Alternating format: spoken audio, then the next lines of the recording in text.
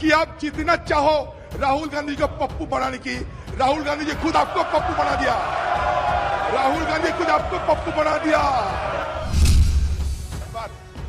आप राहुल गांधी के खिलाफ गाली दोगे, आप राहुल गांधी जी को पाकिस्तान की दलाल बनाओगे। प्रधानमंत्री जी के आने का पहले बहुत सारे ये लेफ्टिनेंट जनरल, सारे ब्रिगेडियर जनरल को यहाँ तैनात किया गया सिर्फ राहुल जी को ठोकने के लिए। हजारों हेक्टेयर भूमि हार कर आए थे, तब जाकर चर्चा करी। क्या बात कर रहे हो? इस तरह से नहीं होता है। चर्चा कब हुई थी? हजारों हेक्टेयर भूमि हार कर आ गए थे, तब जाकर चर्चा हुई। राष्ट्रपति के अभिभाषण में यह लगता है कि राहुल जी वर्सेस बीजेपी की जंग छिड़ गई है। तो इसलिए मैं ये समझू कि राष्ट्रपति अभिभाषण नहीं, ये राहुल जी वर्सेस बीजेपी हो रहे हैं। हर व्यक्ति ने, अरे प्रधानमंत्री जी के आने का पहले बहुत सारे ये लेफ्टिनेंट जनरल, सारे ब्रिगेडियर जनरल को यहाँ तैनात किया गया सिर्फ राहुल जी को ठोकने के लिए। इससे ये पता चलता कि Rahul ji has taken the right course of the BJP party inefficiency. ये राहुल गांधी जी साबित कर दिया है कि आप जितना चाहो राहुल गांधी को पप्पू बनाने की, राहुल गांधी जी खुद आपको पप्पू बना दिया। राहुल गांधी खुद आपको पप्पू बना दिया, आपको पप्पू बना दिया। इसीलिए कहिए ना गृह मंत्री जी। माननीय अध्यक्ष जी, ये माननीय सांसद को पप्पू नहीं कह सकते। माननीय सांसद है, इनको पप्पू नहीं कह सकते। पॉइंट बोलिए, पॉइंट का ऑर्डर बोलिए। आप गृह मंत्री पॉइंट ऑफ ऑर्डर बोलिए। आप जानते हैं मैं किस संदर्भ पे बात करते हैं, आप जानते हैं, बखूबी जानते हैं। राहुल गांधी जी सही जगह पे निशाना साधा। राहुल गांधी जो तीर चलाई वो सीधा निशाने पे पहुंच चुके हैं। इसलिए आपके अंदर खलबली मच गए हैं, और ये खलबली के चलते ये बिखरा हुए बीजेपी पार्टी राहुल गांधी की खिलाफत में जुटे हुए हैं। राहुल जी की बात में सारे हिंदुस्तान में चर्चा हो रहे हैं। आप मानो या ना मानो, आप मजाक उड़ा सकते हो, लेकिन कान खून के सुन लो। राहुल गांधी जी की बात में माननीय सारे सदस्य हिंदुस्तान में चर्चा हो। हम जानते हैं कि जवाहरलाल नेहरू, इंदिरा गांधी, राजीव जी की बात आपको ओंठों पे नहीं आते। जब उनकी बात आते आपको ओंठों में फफोला पैदा हो जाते हैं, छलाप पैदा हो जाते हैं। लद्दाख में एलएसी से लगभग 40 किलोमीटर दूर चीनी द्वारा पैंगोंग सो पर एक पुल के निर्माण का ताजा उपग्रह छवियां सामने आई। आप बोल सकते कि हम कोई भी गुमराह करने के लिए बात बताते हैं, छोड़ दीजिए। हम तो यहाँ एक बार नहीं 100 बार यहाँ गुहार लगाई थी कि भाई चीनी अतिक्रमण के बारे में सदन के अंदर चर्चा हो। आपने चर्चा करने की इजाजत नहीं दिया। लेकिन 1962 में जब चीनी हमला हुई थी हिंदुस्तान पे, तब स्वर्गीय जवाहरलाल नेहरू जी इस सदन की प्रधानमंत्री बने थे। अटल बिहारी वाजपेयी जी मांग किया था कि हमें चर्चा करने का मौका दिया जाए।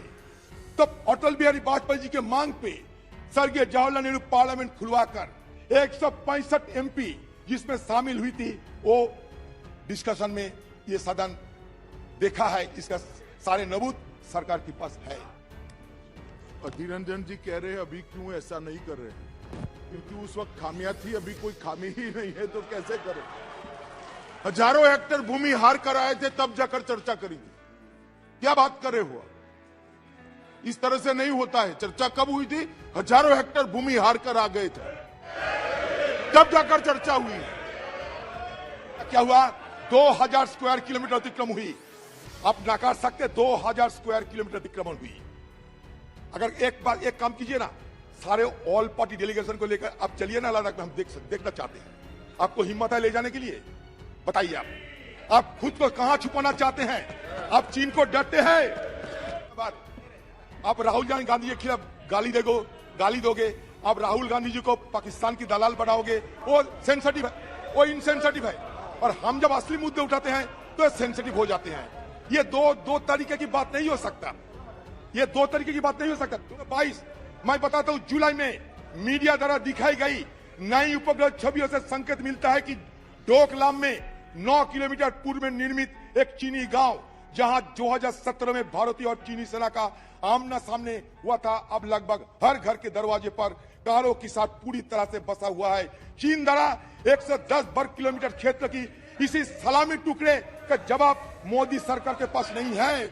अगस्त में विशेषज्ञों के उपग्रह बताते हैं पीएलए की सत्ता से हवा में मरने करने वाली मिसाइल साइट डोकलाम के उत्तर में सिर्फ 50 किलोमीटर की दूरी पर भारत, भूटान और चीन में बीच ट्राई जंक्शन सीमा क्षेत्र में मार्च में हो रहे हैं। जी एक सेकंड, ये पूरी तरह चालू। माननीय अध्यक्ष जी, अधीर जी को जो बोलना है वो बोल सकते हैं। सिर्फ सदन का रिकॉर्ड देश और दुनिया के लिए ऑथेंटिक होता है, इसलिए मेरा इनसे निवेदन है कि इतना बता दे कि मैं सिर्फ अखबार के हवाले से कह रहा हूं, ये कोई अधिकृत बात नहीं है। बाद में जो बोलना है बोले, मुझे कोई आपत्ति नहीं।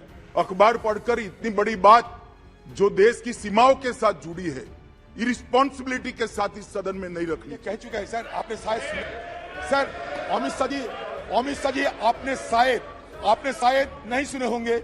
मैंने कह दिया था कि मीडिया द्वारा दिखाई गई, मैंने कह दिया था, मैं कोई गुमराह करने वाला बात नहीं कहता, मैंने कह दिया था, जिक्र कर दिया था कि मीडिया द्वारा दिखाई गई। आप इतिहास पर विरूपण करते हैं, इतिहास को छेड़छाड़ करते हैं, आप हमारे सीधी लोप करने की हर संभव प्रयास करते हैं, एक एमनेशिया तैयार करना चाहते हैं, हाँ को ना को हाँ करना चाहते हैं, नए हिंदुस्तान की बात करते हैं। नए हिंदुस्तान में अगर सबसे जोखिम में अगर कुछ है वो है हमारा अधिकार। हिंदुस्तान में सबसे जोखिम हालत में है हमारा अधिकार। ये हमारे अधिकार को छीन लिया जाता है। हमें कर्तव्य सिखाए जाते हैं, लेकिन कर्तव्य के पहले हमारा अधिकार क्या है ये तो बता दीजिए। हमारा बोलने का अधिकार नहीं है। देखिए, मीडिया वालों को यहाँ से निकाल दिया जाते हैं, ये मीडिया हमारे फोर्थ पिलर होते हैं, मीडिया वालों को घुस नहीं दिया जाता है। क्यों आप मीडिया को डरते हैं? क्यों हमारे न्यायालय पे दबाव बनाते हैं?